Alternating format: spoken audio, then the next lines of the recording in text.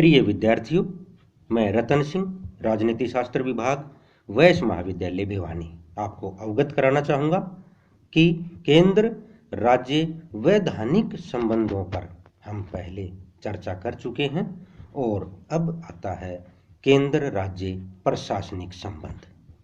भारतीय संविधान के भाग 11 के दूसरे अध्याय में केंद्र तथा राज्यों के बीच प्रशासनिक संबंधों का वर्णन किया गया है।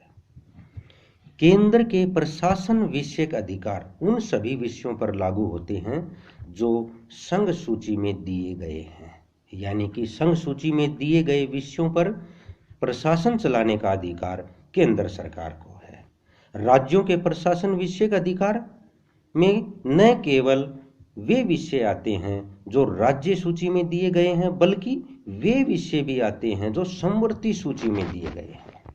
यानी कि संसद जो है वो समवर्ती सूची में दिए गए विषयों पर कानून तो बना सकती है, लेकिन उन कानूनों को लागू करना राज्य का कार्य है। साधारणतः दोनों को अपने अपने क्षेत्र में प्रशासन चलाने की स्वतंत्रता है, लेकिन इसका यह अभिप्राय बिल्कुल भी नहीं है कि दोनों में कोई संबंध नहीं है। वास्तव में केंद्र और राज्यों के बीच प्रशासनिक संबंध बहुत गहरा है और इस संबंध को निम्न तथ्यों के माध्यम से स्पष्ट किया जा सकता है। नंबर 1, राज्यपाल। राज्य के मुखिया राज्यपाल की नियुक्ति राष्ट्रपति के द्वारा होती है।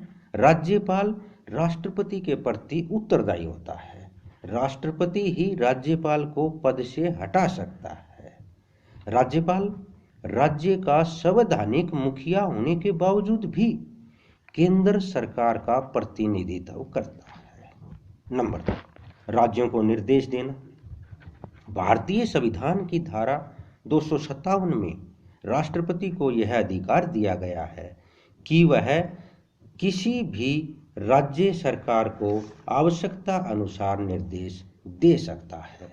जैसे कि राष्ट्रपति राज्य सरकारों को अपने राज्य की सीमा के अंदर संचार के साधनों, रेल, बैंक, डाक व जल मार्ग जो राष्ट्रीय महत्व के हैं उनकी सुरक्षा का निर्देश दे सकता है।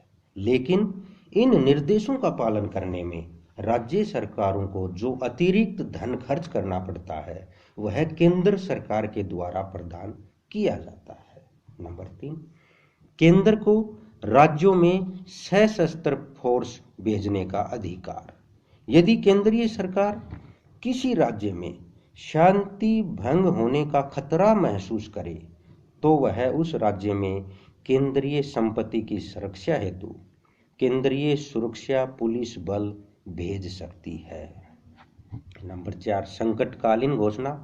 जब राष्ट्रपति बाह्य आक्रमण, युद्ध या सशस्त्र विद्रोह के कारण संकटकालीन अवस्था की घोषणा करे तो राज्यों को अपनी कार्यपालिका शक्ति को विशेष ढंग से इस्तेमाल करने का आदेश दे सकता है। नंबर 5, राज्यों में राष्ट्रपति शासन। यदि केंद्रीय सरकार द्वारा दिए गए आदेशों का पालन कोई राज्य सरकार नहीं करती या राज्य की सरकार संविधान की धाराओं के अनुसार शासन नहीं चला रही है तो संविधान की धारा 356 के अनुसार राष्ट्रपति राज्य सरकार का विघटन करके राज्य में प्रशासन को अपने हाथ में ले सकता है। नंबर 6, यदि राज्यपाल की रिपोर्ट पाकर या किसी दूसरे तरीके से राष्ट्रपति को पूरा विश्वास हो जाए कि किसी राज्य में सरकार संविधान के अनुसार नहीं चलाई जा सकती है तो राष्ट्रपति उस राज्य में संवैधानिक संकट की घोषणा कर सकता है। ऐसी दशा में राज्यपाल को राष्ट्रपति की आज्ञा के अनुसार शासन चलाना पड़ता है।